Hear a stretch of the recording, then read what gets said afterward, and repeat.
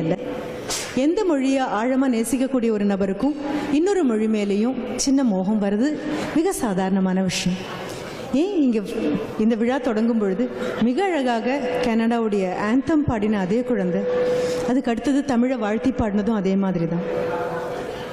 இதுக்கு ஒரு சின்ன ஒரு கதையோடு தொடங்கிக்கலாம். என்னுடைய மாணவர்கள் எல்லாருக்குமே ஆங்கிலம்னா கொஞ்சம் பயம், ஆங்கில ஆசிரியர்னா ரொம்பவே பயம். அவங்கக்கிட்ட நான் சொல்கிறது உண்டு. ஒரு சின்ன கதை, அந்த கதையோடு தான் தொடங்குறேன். ஆனால் நம்ம போக வேண்டிய தூரம் ரொம்ப அதிகம் இருக்குது. ஆன் அ ஹாட் ஆஃப்டர்நூன் அப்படின்னு தான் கிளாஸில் தொடங்குவேன்.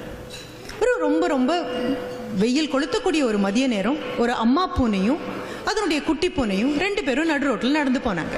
சத்தியமாக ஏன்னு எனக்கு தெரியாது. அவங்க 2 பேரும் நடந்து போனாங்க. நடந்து போகும்போது எங்கேருந்து வந்ததுன்னே தெரியாது, ஒரு நாய் பாய்ந்து வந்து 2 பேரையும் துரத்த ஆரம்பிச்சது. அப்போது the mother cat and the little one started running. தமிழில் சொன்னால் ஓடினாங்க ஓடிட்டே இருந்தாங்கன்னு சொல்லலாம். ஆங்கிலத்தில் சொன்னால் அது இலக்கண பிழையாயிடும். அப்போ என்ன சொல்லணும்? தே ரேன்னு சொல்லணும். தே ரேன் அண்ட் ரேன் அப்படின்னு கன்ஜங்ஷன் போட்டே ஆகணும். சரி, அண்ட் ரேன் ஓடி களைச்சு போய் ஒரு இடம் வரும்பொழுது அந்த அம்மா பொண்ணுக்கு உண்மையாகவே ஒரு ஆச்சரியம். காரணமே இல்லாமல் இப்படி ஒருத்தர் விரட்ட ஓடினா இது என்ன நியாயமாக இருக்குது? கோபம் தாங்காம அம்மா பூனை ஒரு நிமிஷம் நிற்குது. ஆனால் பின்னால் துரத்திட்டு வர நாய் வாயை மூடி மௌனியாக துரத்தவே இல்லை.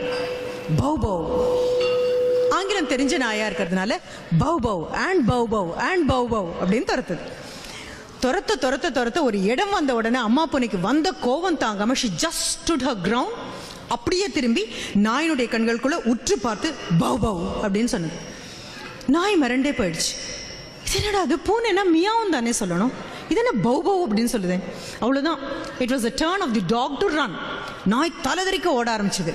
அம்மா பூனை தன்னுடைய குட்டி பூனையை குமிஞ்சு பார்த்து, now you understand the importance of a second language.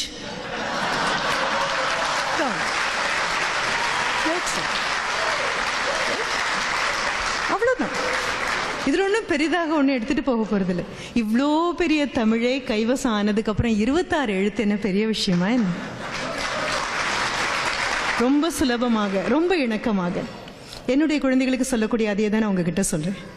ஆங்கிலேயன் எங்கள் நாட்டுக்குள்ளே வந்து படையெடுத்து வந்து நம்மளெல்லாம் ஆக்கிரமித்து, வர்த்தக ரீதியாக ஆக்கிரமித்து எல்லாம் வரும் வரைக்கும் மொழி இல்லாமையா உட்காந்துருந்தோம்? ஊமைகளாகவா உட்காந்துருந்தோம்? இல்லைப்பா, மொழி இருந்தது. மிக அழகான ஒரு மொழி இருந்தது. 1000 ஆண்டுகள் பார்த்து வேரோடின ஒரு மொழி இருந்தது. After all, the English gave us another language and yet another attitude towards life. அவ்வளோதான். வாழ்க்கையை பார்க்க ஒரு கண்ணோட்டமும் வாயை திறந்து பேசுறதுக்கு ஒரு மொழியும் கொடுத்தாங்க.